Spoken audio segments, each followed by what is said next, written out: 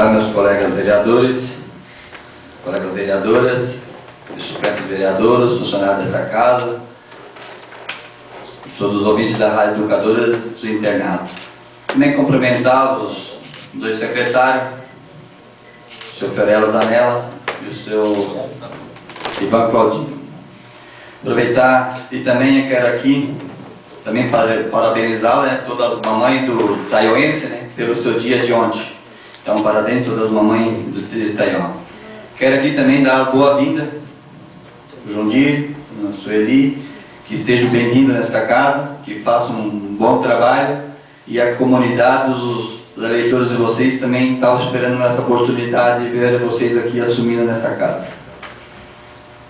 Aproveitando a oportunidade, que já está o nosso secretário da Agricultura aqui, eu gostaria de pedir para ele, que eu acho que também já veio aqui, o seu Pedro Mensor já teve algumas vezes na Secretaria da Agricultura, pedindo umas horas de reto de máquina.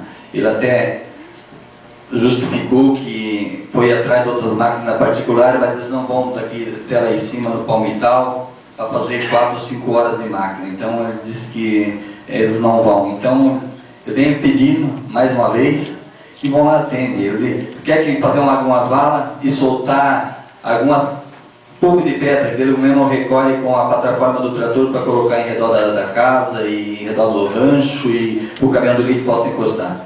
Então esse que eu tinha para o senhor secretário.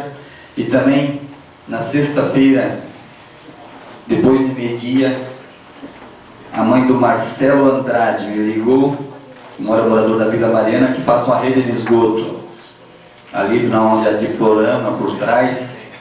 Tem uma rede de esgoto e a água, o esgoto mesmo, né? A água. Eu tive lá à tarde, entrando dentro da própria casa, por dentro da garagem, passando por baixo da escada, churrasqueira, infiltrando aquela água da fossa por dentro dos azulejos. E eu tive lá vendo, e daí ele falou que eu já tinha ido aos pares vezes na Secretaria de Obras, ter conversado lá com quem estava comandando. Até hoje conversei com o prefeito de Exercício, o prefeito Aristide, e prometeu, disseram que ia fazer hoje. Então, né, nesse momento eu não posso garantir, mas era muito crítico. Tinha 2 criancinhas lá que não tem como soltar, que era todo o piso da casa está infiltrando água por dentro. É muito crítico lá. Aquela rede tem que tirar por fora. Eu acho que foi lá, o Jundir também tem conhecimento daquela rede que desce daquele terreno, né, que corta de uma quadra até na outra. Então, ali é muito crítico aquilo ali.